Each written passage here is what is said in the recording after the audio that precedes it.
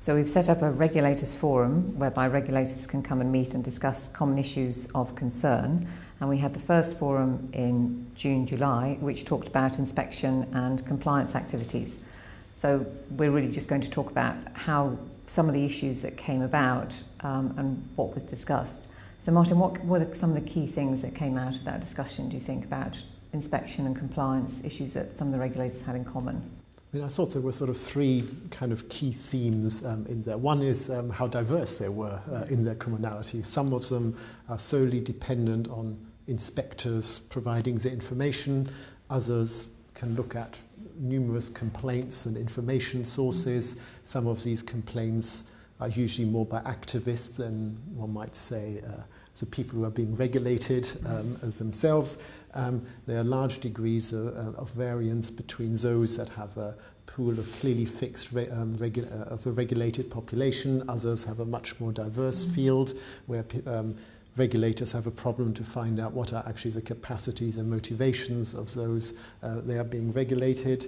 There were differences in the way in which different regulators thought about how valuable it was to be in the public eye. For some, it was a terrible thing to be in the public eye. For others, this was part of their performance management. So in that sense, it was really quite fascinating to see the differences between these regulators, all of them, however, wrestling with questions about how to be responsive and how to operate risk-based regulation in particular, I thought. Yeah.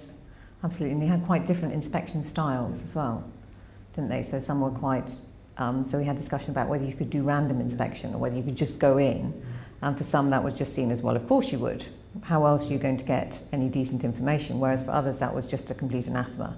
And no, that would destroy trust, and we couldn't possibly do that, and we couldn't possibly think about acting in that way. So that was quite an interesting contrast as well. And also the argument that with an unannounced inspection you would turn up and there was nobody on the site which would give you helpful information. Or some people arguing that if you turned up for an inspection and you didn't find anything, then this was a failure rather than a success. Yes, exactly, different types of measures of success. And some relying quite heavily on the routine inspections, but some having moved more to the themed inspections depending on how risk-based they'd gone, really, hadn't they, in terms of their overall patterns. Did you get a sense that there was any sense of an idea of commonality around what constituted a good inspection, or any idea of how frequent inspection should be to ensure there wasn't a decline in compliance? I thought there were sort of two areas there. One was that in principle, an inspection was about advice and control, but it was largely about telling people how to go about their business, and I think that explains why people were quite enthusiastic about thematic inspection. So this idea that one focuses on one area and then explores this with a regulated population. And I think that the other one was a recognition of the challenge that it was about organizational culture, about inspecting that, and how difficult it was to come up with a non-indicator or non-quantitative measure of what it is that is an organizational culture. Yes, I think there was a lot, wasn't there, in terms of what you could do on a checklist and a tick list, and what actually you had to rely on the inspector's experience and nous general sense and understanding of how an organisation was operating. And also there was a shared, I think, acceptance that there was always a tension between granting people discretion and people not wanting to have discretion, and rather certainty and consistency. I think that was another sort of joint theme, and how to avoid over-familiarity with your regulated population, which was also discussed quite extensively. Yes, how you move from that advice role to an enforcement role, and how you manage that transition in a relationship.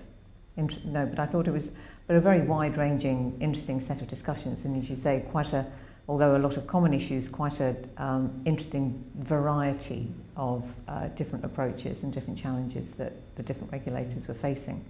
Do you think they found it helpful to talk to one another about their different experiences? I think there was clearly a sort of an extent, because some of them have done risk-based regulation for quite some time, others haven't. So there was sort of, I'm just starting here, so how are you doing it? And there was some degree of even explaining why experiences were so different. And I think that in itself was quite illuminating for some regulators. At least it was for me also illuminating that people accounted for difference and why they were different. And I think even showing that one is different helps explaining and justifying and therefore also reflecting on practices. And I hope that this was a successful, therefore, experience for them. I hope so too.